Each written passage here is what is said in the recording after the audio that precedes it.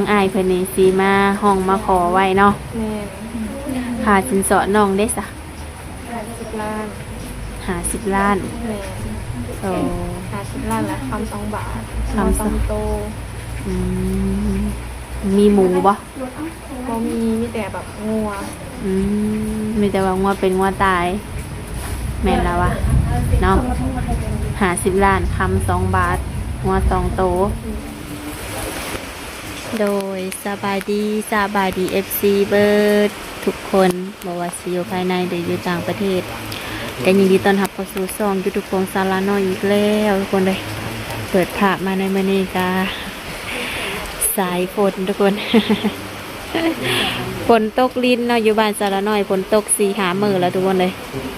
มื้อนี้ก็มาพร้อมสายฝนคือเก่าแต่ก็เพื่อนุ่มๆเนาะบ่ว่าสิฝนตกหรือแดดออกกะ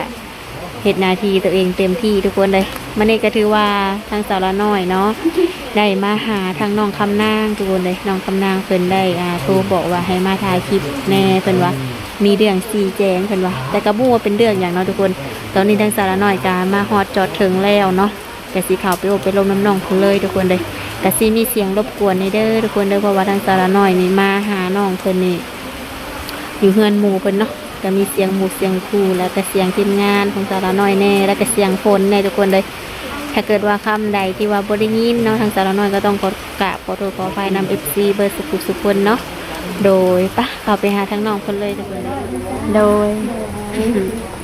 เปิดภาพมาในมื้อนี้กามาพบมาพ่อกับน้องคำนางเนาะ สวัสดีน้องละสบายดีโดยเป็นเวลาหลนนานเนาะที่ว่าทางน้องกับบ่ได้ออกมาถ่ายคลิปแล้วน้องละมื้อนี้ก็ถือว่ามีโอกาสเนาะมี2 กรณีที่ว่าสิถามเนาะ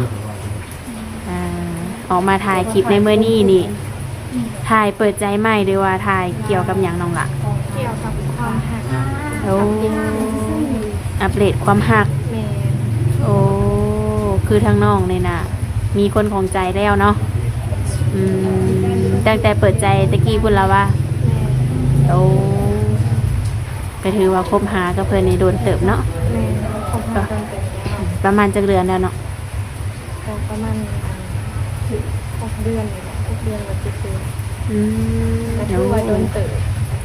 กายถึงปีเลยเนาะโดยความหักเป็นแนวใดปัจจุบันนี่ก็ยังหวานซึ้งคือเก่า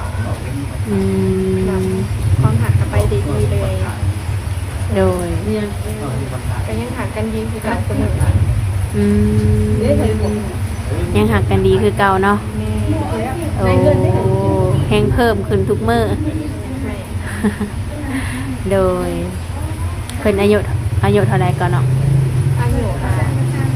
17 18ประมาณนั้นคือสิเขาคิดแล้วใช่ป่ะเพิ่นเด็กแบบ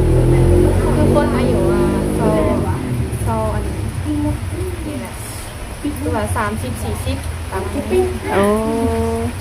อายุสิเข้า58แม่แต่หน้าเพิ่นเด็กเพิ่นเป็นคนผิวขาวเพิ่นดูแลตัวเองดีนะโดยอันนี้ก็แบบเฮ็ดให้น้องคำนางนี่มักหักเพิ่นอายุหลายแต่ว่าหน้าตายังบ่ฮอดเนาะหน้าตาเพิ่นคือคนอายุ30-40 ปี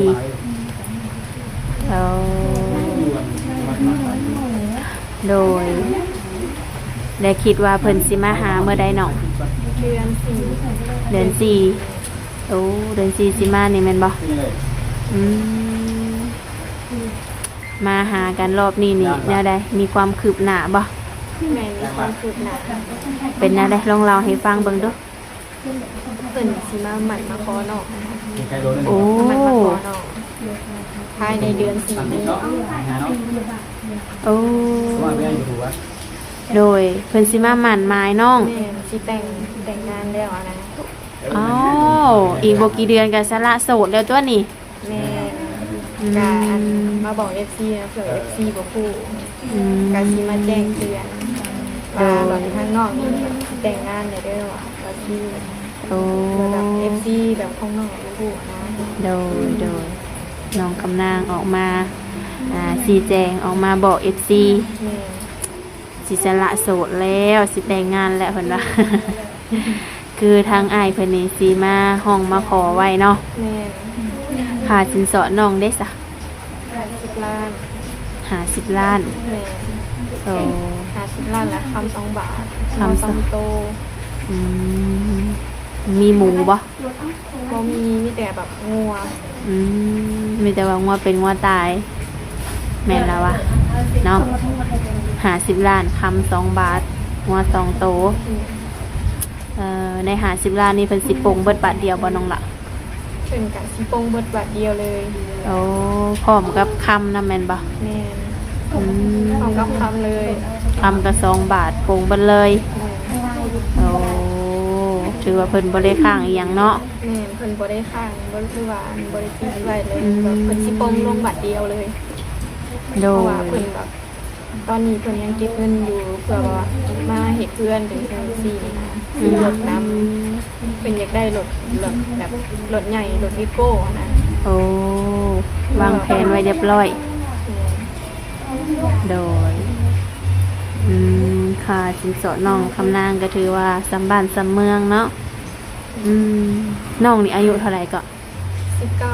19 ใกล้สิขาวซาวแล้ว สีขาวซาว แม่ เพิ่นนี่58โอ้ตูนกันหลายเนาะน้องหลานเนาะ เดียวกับซาวแล้วเดือน10นี้ซาวแล้ว เดือน11นี้ เดือน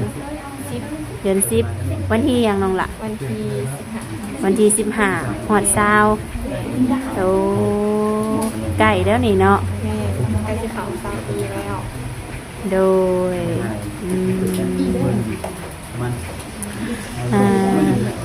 คือทางน้องนี่กะน้องกับอ้ายเพิ่นนี่ก็วางแผนอนาคตไว้เรียบร้อยแล้วบ่ แม่ว่าแบบสิไปหาเงินนะหาเงินแล้วก็เพื่อมาเฮ็ดเพื่อนแล้วก็ซื้อรถแล้วก็แบบหาเงินให้ไว้หลายๆเพื่ออันลูกนะเพื่อลูกในอนาคตเพราะว่าเพื่อนแล้วก็พวกดินพวกรถยังก็ต้องมาก่อนเพราะว่าเผื่อในอนาคตถ้ามีลูกแหละเขาก็แบบที่เลี้ยงดูลูกของเฮาได้นะแบบนี้ลูกนะไว้ทีหลัง โดย เพื่อนยังก็ต้องมาก่อนรถยังก็ต้องมาก่อนแต่ลูกนะไว้ทีหลัง โดย เอามือแรกก็ได้ลูก เนาะคือว่าวางแผนได้ดีเนาะน้องหลานเนาะ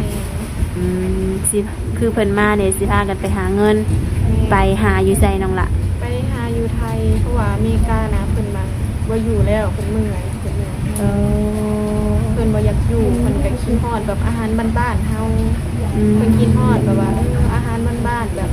บรรยากาศแบบดีๆบ้านเฮานะ โดยโอ้เพิ่นไปอยู่พุ่นจักปีน้องละ ก็น่าจะหลายปีอยู่ ม ก็ประมาณ30ปลายนี่แหละหรือว่า20ปลายปี โดยโลน เพิ่น เนาะ ก็ไปอยู่โดนเติบแล้วเพิ่นก็มีอาการแบบว่าอยากกินฮอดบ้านนี้ โดยสวรรค์แต่ผมน้องนี่ได้เอ่ยยาวอ่ะดิ โดยมื้อนี้ก็ถือว่ามาอยู่เฮือนหมู่ว่ามื้อนี้ แม่ หมู่ครูก็ได้คนเนาะมื้อนี้เนาะ แม่ จักหน่อยก็ น้องหักมาหลิกน จักหน่อยก็มีครอบครัวและน้องคำนางนี่ แม่ แบบคือได้ร่วมกันเรียบร้อยแล้วบ่คือทางกับเฒ่าพ่อเฒ่าแม่แบบนี้หั่นนะ ร่วมกันเรียบร้อยแล้วแบบกับบริวารในใดว่าแล้วถ้าทีแบบมาห้องมาคอยมาได้ แต่ต้องเว้าให้แท้แบบบ่ต้องมาตัวมาต้มว่าสิมาคอจังจังซี่นะ โดย แบบเว้านะต้องเว้าแท้มาคอคือมาขอ โดย แบบบ่ต้องมาตัวมาต้มกันนะมาคอก็คือต้องมาคอโลดเดือน4ภายในเดือน4นี้เพิ่นบอก โอ้ภายในเดือน4เนาะ แม่น ถามว่าสิมาขอก็ให้มาเลยบ่ให้กาย แม่นบ่ให้กายแบบคือแบบว่าต้องว่าบ่ต้องมาตัวกันว่าสิมาขอจังซี่ สี่เว้าแล้วต้องเว้าอลีแบบบ่ต้องมาตัวกัน อืม เพราะว่าอันทางผู้เฒ่าไม่เฒ่าหรือว่าญาติพี่น้องเพิ่นก็บอกไว้แล้วว่าสิเดือน4นี่ว่าสิเอา อืมถือว่าหูเบิ่นแล้วเนาะ แม่นเขาฮู้กันเบิดบ้านเบิดเมืองแล้ว โอ้โดยคือทางอ้ายเพิ่นนี่เป็นคนลาวหรือคนไทยน้องล่ะ คนลาวแต่ว่าไปอยู่อเมริกาไปเฮ็ดเวียกในอเมริกา โดยเพิ่นเป็นคนบ้านเมืองเลยน้องล่ะ ทางเวียง โอ้ คนทางเวียงเพราะว่าแบบสำเนียงเรานะคือคนเวียงแล้วนั่น โดยหนมลาวแถวเวียงจันทน์เนาะก็คือเพิ่นก็ได้แบบตอนนี้เพิ่นก็เก็บเงินเก็บคำเนาะโอเคเนาะหลังจากหยุดไปสักพักหนึ่ง โดยเขาสู่เรื่องความหักของน้องคำนางต่อเนาะคือเพิ่นก็อายุ58น้องล่ะน้องบ่ติว่าเพิ่นเฒ่าเกินไปบ่ ปกติเพราะว่าแบบน้องหมักคนรุ่นใหญ่อยู่แล้วแบบเขามีประสบการณ์แล้วเขาให้ความอบอุ่นนะแล้วเขาเอาใจใส่ทุกอย่างเลย โดย แบบดูแลเอาใจใส่ทุกอย่างแบบนิสัยดีคนที่ว่าน้องลงอยู่ตอนนี้เขานิสัยดีทุกอย่างแบบบ่คือคนเก่าน้องที่ว่าผ่านมาเลย นิสัยดีกว่าทุกอย่างดีกว่าแบบทุกอย่างเลย โดยข่าวที่น้อง วามจาก็ดี ข่าวที่น้องแบบลมมานี่นะเพิ่นนี่ผ่านบ่ทุกอย่างกว่าคนอื่น แม่นแบบเห็นว่าอ่อนว่าหวานนะกับน้องนะแบบนิสัยดี โดย น้องก็แบบบ่เคยเห็นอ้ายเพิ่นให้อิหยังเลยแบบว่ามีแต่ว่าหัวหรือว่าส่วนแบบน้องเว้าอะนะแล้วเป็นคนเว้าเก่ง โดยตั้งแต่คบกันก็ผิดกันอยู่บ่น้องละ บ่เคยคิดกันจักเทื่อบ่เคยคิดกันตั้งแต่คบกันมาเลยมีแต่แบบเว่าหวานเว่าแบบบ่ข่อยเว่าเจ้าเว่าอ้ายเว่าน้องกันแบบเว่าอ่อนเว่าหวานกันบ่เคยคิดกันแบบจักเทื่อแต่คบกันมา โดยถือว่าเพิ่นนี่เป็นผู้ใหญ่พ่อดีเนาะน้องละเนาะ แม่นคนมีความเป็นผู้ใหญ่พอแล้วก็มีประสบการณ์ โดยก็ถือว่าตั้งแต่คบกันบ่เคยผิดบ่เคยเด้วกัน แม่นบ่เคย มีแต่ความเข้าใจฮักแพง แม่นถ้ามีเรื่องยังแบบทอดหรือว่าแบบมีเรื่องแบบปรึกษากันแบบเป็นเรื่องจังซี่เด้อ ปรึกษากันแบบว่าเว่ากันดีๆใส่ความเหตุผลแบบมีความเหตุผลนะ มือหนึ่งน้องร่มกันจะเถื่อน้องละ เศร้าแรง เสาแรง แม่ว่าตอนเที่ยงเนาะแบบกินข้าวแล้วกับพันของ ปัจจุบันนี้น้องคำนางเทคิดเวียกเหตุงานยังจะน้องละ แบบเห็ดเวียกเงินเวียกซานแล้วก็เลี้ยงงัวค่ะนะบ่ได้ไปใส่เมื่อนี้กะเบื่อๆเนี่ยมันบ่มีเวียกเห็นมาหลินน้ำนองมาหลินน้ำนองน้ำนุ่มชูน้ำบดของอะไร โดยพักผ่อนในเนาะ พักผ่อนเขาพักผ่อนแบบเหนื่อยล้า โดยใกล้สิได้เห็นหน้ากันเลยเนาะ แม่ เห็นแต่ในกล้อง ก็สิได้เห็นหน้ากันแล้วอีกบ่กี่เดือนก็ฮอดเลยที่แบบอีกบ่โดนดอกแบบเวลามันผ่านไปไวเดี๋ยวก็ได้เห็นหน้ากัน แม่น้องละกระแสว่าทางน้องคำนางเลยนะถือว่าปิดกั้นทุกคนเนาะ แม่คิดกันทุกคนเลยแบบอันเดียวใจเดียวนะแบบบ่อยากร่วมกับคนอื่นร่วมกับคนนี้นะดีอยู่แล้วบ่อยากร่วมกับคนอื่นเลยเพราะว่าน้องก็บ่เคยนอกใจตั้งแต่ผมแบบหรือว่าเปิดใจแรกๆบ่เคยนอกใจใครเลยมีแต่แบบว่าเขาบางคนเขาก็มีเมียอยู่แล้วนะเขาบ่บอกบางคนเขามีเมียอยู่แล้วเขาบ่บอกน้อง โดย เขามาตรวจเป็นอยู่ที่แบบตัวว่าซิมาหมันมาพอยังมีที่กับโบมาแล้วว่าวันที่อาหารกับโบมา โดยแต่คนนี้ถือว่าบนบ่ได้ตัวอย่างเนาะ แม่คือแบบว่าแท้คือว่าแท้ว่าอารมณ์เป็นซิมาหมันมาพอ โดยเพิ่น ที่ออกมาชี้แจงเรื่องนี้ว่าเรื่องความหักน้องเป็นอะไรก็คือสิออกมาว่าในคลิปนี้เลยว่าสีแต่งงานเลยเด้อสีแบบแต่ง แต่งงานมีสามีแล้ว อืม ออกมาเว้าให้เอฟซีรู้เผื่อบางคนแบบเข้าผู้หัวนะก็เลยสิออกมาเว้าในคลิปนี้เลย โดยโอ้ชัดเจนทุกอย่างเนาะบ่ต้องย่านว่าน้องคำนางมีสินอกใจ แม่บ่ต้องย่านเลยแบบเดียวใจเดียว โดย บ่ต้องกังวลเลย อืม แบบน้องคนเดียวใจเดียวมาแบบได้มาแล้วแบบพวกแต่ละคนนะเพื่อความมั่นใจแล้วก็จะสบายใจกับเพื่อน โดย เดี๋ยวคนมาเนี่ยต้องแบบหักแต่คนเดียวเพราะว่าน้องบ่เคยแบบนอกใจไปก่อนอยู่แล้วความมั่นใจและความสบายใจของเพื่อนแบบต้องร่วมแต่คนเดียวบ่เคยนอกใจแต่บ่เคยนอกกาย บ่เคยนอกใจนอกกายเพิ่นละทุกคนเลยเป็นได้อ้ายเป็นพังแล้วเป็นแต่ชื่นใจเนาะมีแฟนซื่อสัตย์หายากเลยนี่อืม โดย มีแต่ว่าเห็นหน้าเห็นตากันนำโทรศัพท์เนาะตัวจริงยังบ่เคยเห็นคิดว่าสิฮับเพิ่นได้บ่เห็นตัวจริง หักได้เบิดทุกอย่างที่เป็นแบบอ้ายของเพิ่นนะ อืม หักได้เบิดน้องแบบบ่ติบ่อิหยังเลยคือว่าสิเคยผ่านกันแบบมีเมียมาก่อนหรือว่าวันนี้ลูกคนมาตามแบบน้องก็หักได้เบิด โดย น้องก็บ่ติว่าเพิ่นเขากันจังซี่บ่ติคือ โดย หักได้เบิดทุกอย่างที่เป็นแบบอ้ายเพิ่นนะ โดย แบบว่าเพิ่นน่ะ เคยมีเมียบ่น้องละ เคยมีเมียแต่ว่าเมียปากแล้ว อืมเมียปะ แม่ โดยเพิ่นโสดมาจากปีซะน้องละ ค่ะตั้งแต่เพิ่นอายุ30ปลาย อืมจนมาเจอน้องคำนางนี่โอ้แต่ มาเจอน้องตอน50ปลาย อืม แต่คือว่าความหักครั้งนี้ก็สิเป็นไปด้วยดี แล้วบ่เฮ็ดให้เพิ่นผิดหวังเนาะ แม่ อืมนี่แหละทุกคนนะคะหักต่างวัยก็มีจริงเนาะอืมบางคนก็มีแต่ว่ายันตัวยันบ่มีไผสิเอาผู้เฒ่าหรอกเพิ่นว่าแต่คือทางน้องคำนางเนี่ยบ่รังเกียจเพิ่นเนาะ แล้วแบบบางคนเขาแบบสิเอาแบบว่าหัวเถานะ โดย แต่ว่า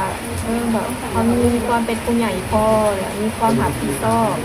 ในเรื่องการงานการเงินก็ดีนะเพื่อแบบในอนาคตนะเขาก็เรียนรู้เขาได้ อืม ขอดีแบบคนอายุรุ่นใหญ่นะ โดย มีประสบการณ์หาเงินเก่งแล้วก็มีความดูแลเอาใจใส่นะ โดย ใจดีเบาอ่อนเบาหวานขอดีของแบบคนอายุรุ่นใหญ่ อืมอันนี้คือข้อดีของเพิ่นเนาะ แม่ อืม ใจดีพ่อเบาอ่อนเบาหวานเบาจาเบาเขาขอเบาเจ้า ถือว่าผ่านเลยเนาะน้องละ แม่คือว่าผ่านเลยแบบเขาคือแบบว่าผู้บ่าวรุ่นน้อยอย่างเงี้ยแบบเขาเอาแต่ใจเกินไปแหละน้องบ่มักนะ อืมโดย เอาคุยผู้เฒ่าใครแน่เนาะเพิ่นเอาใจเฮาเด้ แม่เพิ่นเอาใจเก่งได้ยังก็ได้แล้วเพิ่นจะปันใจเฮาด้วยว่าอย่าเฮาแบบคือว่าเฮาอยากกินแนวแซ่บๆหรือว่าดีๆเพิ่นก็ซื้อให้ได้นะ อืม แบบนี้นะหักแพงคือลูกผู้หนึ่งนะแต่ว่า เหมือนดูแลลูกซะเนาะ คือว่าแบบสั่งกับดูแลลูกผู้หนึ่งนะแต่แบบน้องแบบหมักในโต๊ะอ้ายเพิ่นเพราะว่าตามที่น้องเว้าเลยแบบดูแลเอาใจใส่ดีเบาหวานมีประสบการณ์แบบเรื่องการงานการเงินก็ดีเอาแบบใจใส่เอาใจเก่งทุกอย่างต่าง โดย ก็ดีใจน้องๆเนาะที่ว่าเจอคนหักแท้เนาะน้องละดูแลสปอร์ตน้องไล่เนาะก็ได้ว่าตัดสินใจสิให้เพิ่นมาหมั่นมาหมายตัดสินใจสละโสดเพราะว่าเขาเจอคนดีเขากะบ่ปล่อยให้ดูดมือเนาะน้องละว่าชั้นๆเนาะก็บ่มีหยังหลายเนาะมื้อนี้เนาะก็มาอัปเดตเรื่องความรักของน้องคำนางและก็ซีแจงให้ FC ได้ฮู้เนาะ